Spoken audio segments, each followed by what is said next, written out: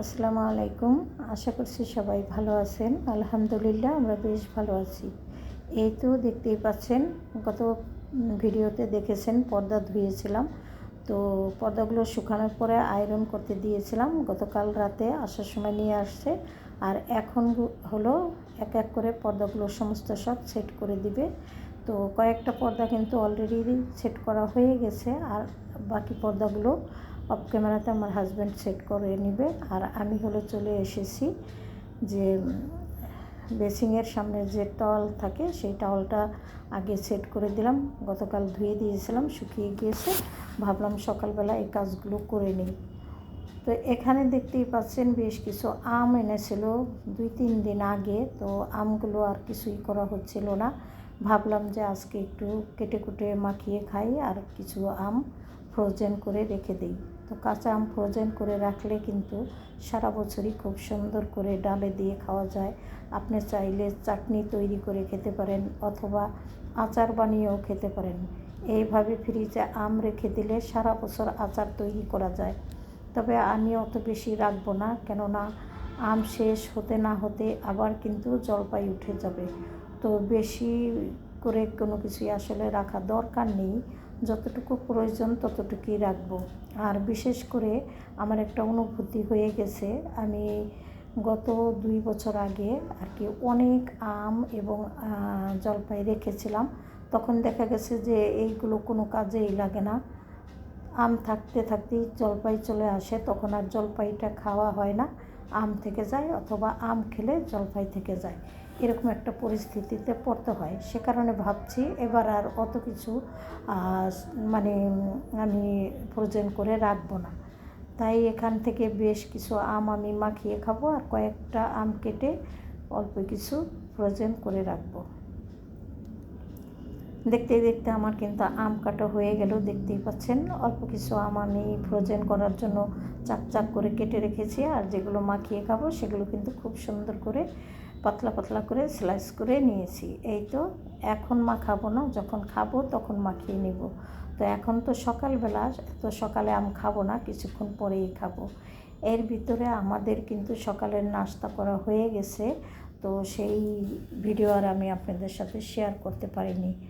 দেখেন অলরেডি পর্দাগুলো কিন্তু লাগানো হয়ে গেছে। বড় ছেলের রুমে পরে লাগাবো, কিন্তু একটু পরে। তো ছোট ছেলের রুমে খুব সুন্দর করে লাগিয়ে দিয়েছে, আর আমাদের রুমে আজকে একটু চেঞ্জ করলাম।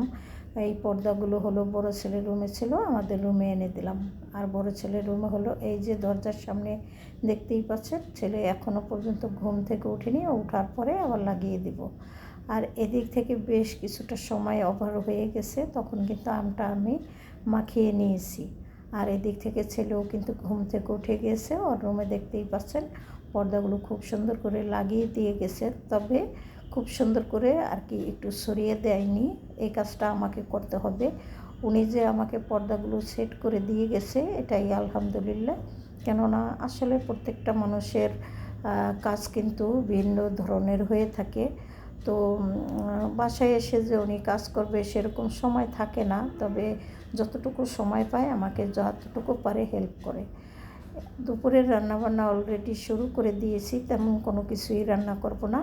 ভাজি এবং শাক এগুলো আমি অফ ক্যামেরাতেই কেটে রেখেছিলাম, এখন শুধু রান্না করেই নিলেই হবে। আর ভাজি আর শাক রান্না করতে এত অল্প সময় লাগে সেটা সবাই জানেন। শাক রান্না কিন্তু আমার অলরেডি হয়ে গেছে, আমি এখানে উস্তা ভাজি বসিয়ে দিয়েছি।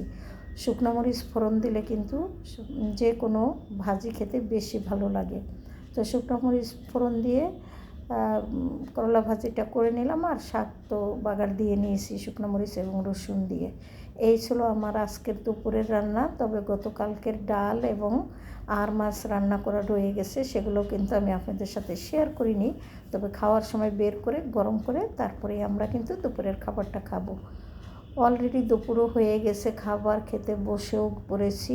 বসতে না বসতে এমন ঝড় বৃষ্টি শুরু হয়ে গেল, কি আর খাবার শেয়ার করব আপনাদের সাথে। আমি ভাবলাম যে ঝড় বৃষ্টি আপনাদের সাথে একটু শেয়ার করি, কেননা আমার বাসার সামনে এমন গাছপালা আছে যে মনে হয় যেন বিদ্যুৎ চমকাইলে বুঝি এই গাছপালার উপরেই সবগুলো এসে পড়ে। আর আমাদের বাসা থেকে এত একটা ভয় পাওয়া যায়, মনে হয় যেন আমাদের জানালা দিয়ে বাসার ভিতরেই বুঝি বিদ্যুৎ ঢুকে পড়বে। তো যাই হোক, এখানে আরও একটা সুন্দর দৃশ্য আপনাদের সাথে শেয়ার করব। দেখতেই পাচ্ছেন একটা ছেলে কিন্তু টিনের চালের উপরে উঠে বসে আছে। ওরা কিন্তু অলরেডি বৃষ্টির ভিতরে আম পাড়ার প্ল্যান করছে। তো ঝড় বৃষ্টি তো হচ্ছেই, এর ভিতরেই কিন্তু ওরা টিনের চালের উপরে উঠে পড়েছে এবং অলরেডি একজন গাছে উঠে পড়েছে।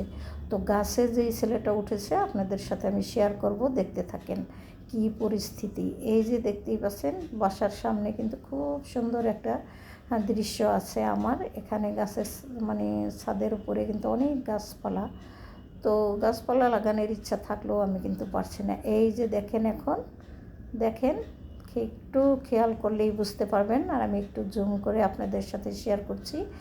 এত ঝড় বৃষ্টি, তার ভিতরে কিন্তু ছেলেটা গাছে উঠেছে। তবে বলতে হয় যে ছেলের সাহস আছে, কেননা আমার মনে হচ্ছিল যে গাছের ডাল ভেঙে পড়বে। সেই মুহূর্তে ওই ছেলে কিন্তু গাছে উঠে আম পাড়ছিল এবং মুখে মানে যে ব্যাগটার ভিতরে আম রাখছিল দাঁত দিয়ে কামড়ে ধরে রাখছিল। তো যাই হোক, ও যখন আম পাড়ে, এই যে ওর হাতের কাছে কিন্তু অনেক আম ছিল, ও কিন্তু তেমন বেশি একটা আম ছিঁড়ে নাই, অল্প কয়েকটা আম ছিঁড়েই নেমে চলে আসছিল।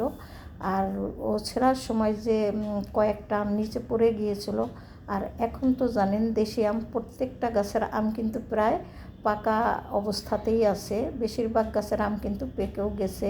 তো সেই হিসাবেই গাছের আমও কিন্তু পেকে গেছে এবং কয়েকটা আম কিন্তু ঝড় বৃষ্টিতে ওই টিনের চালের উপরে পড়েছে। তখন ওই ছেলে আর কি করার, ওই ছেলে হলো ওই যে ছেলেটা চালের উপরে উঠেছে, ও সেই সব আমগুলো টুকে মানে কুড়িয়ে নিয়ে গেছে। এই যে দেখতে পাচ্ছেন প্রত্যেকটা আম কিন্তু ও কুড়াচ্ছে।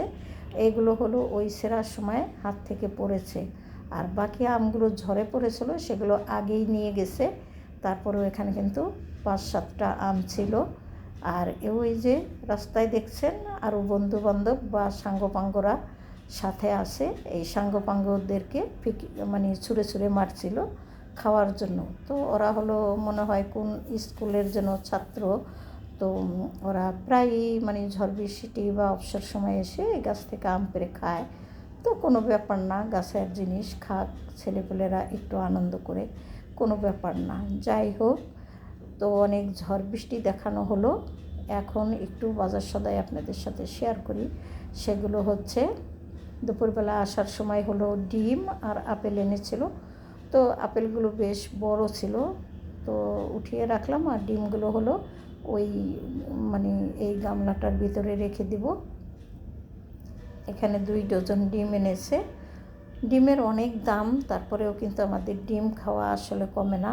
আর ভিডিওর ভিতরে যদি ভুল ত্রুটি করে থাকি তো সবাই ক্ষমা সুন্দর দৃষ্টিতে দেখবেন, আর সেই সাথে সাবস্ক্রাইব করে আমার পাশে থাকবেন। আশা করছি সবাই একটা লাইক দিয়ে দিবেন, কেননা লাইক দিলে প্রত্যেকটা ভিডিও আমার অনেকের কাছে পৌঁছে যেতে পারে। এটা আপনাদের ইচ্ছা, আর যদি ভালোবাসে থাকেন তাহলে এই কাজটা করে দিবেন। তো সবার কাছ থেকে বিদায় নিয়ে নেব আজকে। ভালো থাকেন সবাই। আল্লাহ হাফেজ। আসসালামু আলাইকুম।